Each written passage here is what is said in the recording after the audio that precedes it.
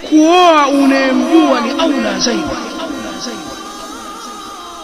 Kuoa mwanamke unayemjua, kwa maana watu ambao ni mazingira ya kwenu au ya karibu, au unamjua mwanafunzi wako, mji mmoja, wazee wako, kwa sababu utakuwa una hakika ya baadhi ya mambo, na wala si kwa sura ya asabia.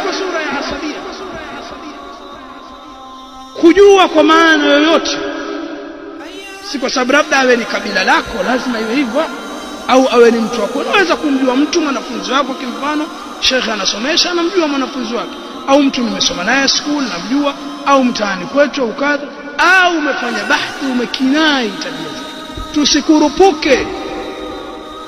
Watu wengi wanakurupuka kwenye kuoa.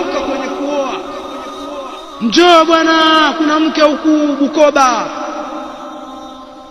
Mtu asafari enda Bukoba, enda mwanamke siku ya Kigoma, au mtu kutoka Tanga, njoo Dar es Salaam bwana, hapa pana mchumba hujamuona. Wajamuona leo, nimemkubali leo. Haya, hii ni hatari sana.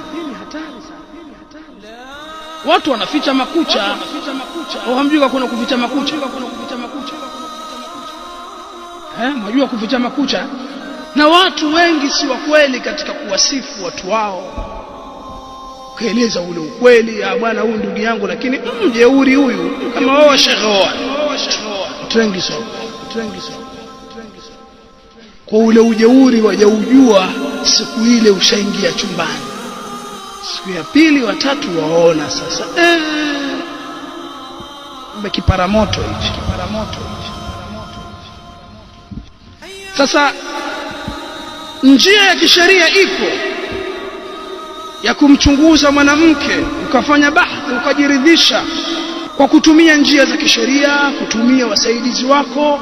Wako watu wanatumia dada, anakwenda anazungumza, anashinda naye kutwa nzima, anazungumza na binti, anaona hapana, kama umependa tu ndugu yangu rangi pale umebugi. Watu wanamfanyia testing, anategwa mwanamke, ana hivi.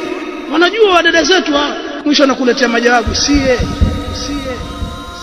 yule sie, umekula sana. Kiingia pale unachemsha. Njia zipo, tusikurupuke kwenye kuoa.